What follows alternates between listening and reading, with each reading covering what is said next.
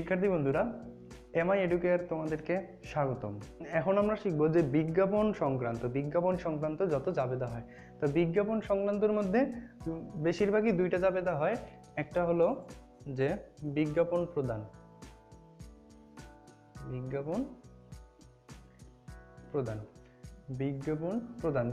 প্রদান। তো আগেই বলছিলাম যে আমরা যখন একটা হিসাব করলে তখন আমাদেরকে দেখতে হবে যে এখানের মূল বিষয়টা কোন হিসাবের মধ্যে পড়ে, সম্পদ আয় ব্যয় দায় সম্পদ কোনটার মধ্যে পড়ে। তো বিজ্ঞাপন আমাদের কিসের মধ্যে পড়ে? দেখো, বিজ্ঞাপন হলো আমাদের একটা খরচ। বিজ্ঞাপন একটা প্রতিষ্ঠানের জন্য খরচ। তা খরচ প্রদান করা হয়েছে, প্রদান করলে কি হয়, মানে কি খরচ বাড়লে কি হবে? খরচ বাড়লে ডেবিট হবে।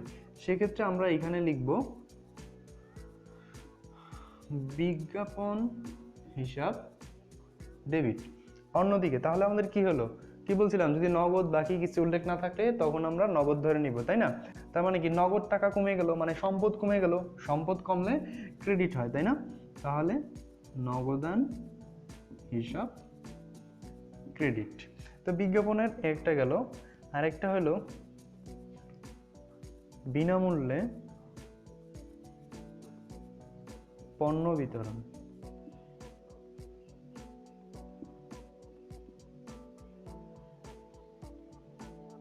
বিনামূল্যে পণ্য বিতরণ। দেখো, বিনামূল্যে মানে টাকা ছাড়াই আমরা কি করলাম, পণ্য বিতরণ করলাম। যেটা হয় আমাদের এই যে অনেক সময় অনেক ধরনের কোম্পানি আসে, আমাদেরকে এসে কি করে, কিছু প্রোডাক্ট দিয়ে যায় যে আপনাদেরকে এটা প্রতিষ্ঠান আমাদেরকে কি করছে, আপনাদেরকে উপহার হিসেবে দিছে।